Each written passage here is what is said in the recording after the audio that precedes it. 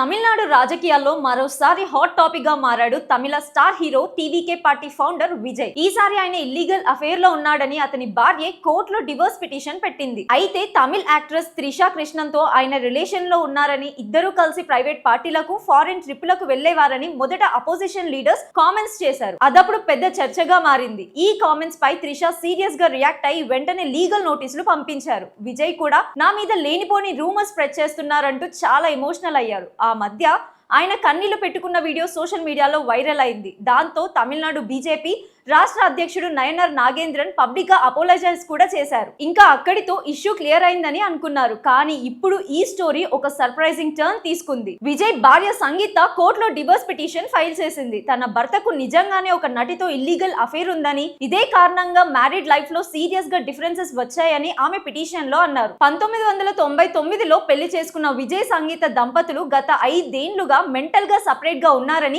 Film circle లో talk కూడా వచ్చింది. అయితే ఇది ఇప్పుడు పూర్తిగా ఫ్యామిలీ మ్యాటర్ కావడంతో ఎవ్వరూ పెద్దగా పట్టించుకోలేదు. కానీ ఇప్పుడు డివోర్స్ పిటిషన్ కోర్టుకి వెళ్లడంతో ఈ విషయం పొలిటికల్ డిబేట్ గా మారింది. మరి కొన్ని నెలల్లో తమిళనాడులో ఎలక్షన్స్ జరగనున్నాయి. ఒక పక్క టీవీకే పార్టీని స్థాపించి ప్రజల్లో మాస్ ఫాలోయింగ్ సంపాదించుకుంటున్న విజయ్ కు ఈ అలిగేషన్స్ పెద్ద పొలిటికల్ సెట్ బ్యాక్ అవుతాయా, అపోజిషన్ పార్టీస్ దీనిని ఒక పొలిటికల్ వెపన్ గా ఉపయోగిస్తాయా అన్నది హాట్ డిస్కషన్ గా మారింది. ఇక విజయ్ కానీ టీవీకే పార్టీ కానీ ఈ విషయంపై అఫీషియల్ గా స్టేట్మెంట్ ఇస్తారేమో చూడాలి.